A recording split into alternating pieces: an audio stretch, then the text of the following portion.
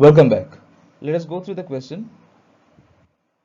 A bullet fired at an angle of 30 degree with a horizontal hits the ground 3 km away. By adjusting its angle of projection, can one hope to hit a target 5 km away? Assume the muzzle speed to be fixed and neglect air resistance. So let's go to the solution. The range of the bullet is given to be 3 km. So we know that r is equals to u square sine 2 theta divided by g, and theta is 30 degree here. So 2 theta is 60 degree, and we put the value of r as well. So from that we find out the value of u square by g to be 2 root 3.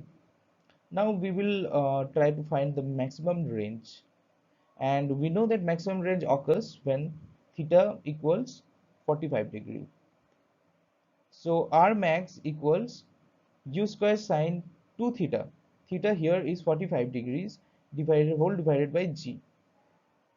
So putting all the values here, like u square by g equals 2 root 3. So 2 root 3 into sine 2 in 90, we get the bullet. We get the value of R max to be 3.46 kilometer.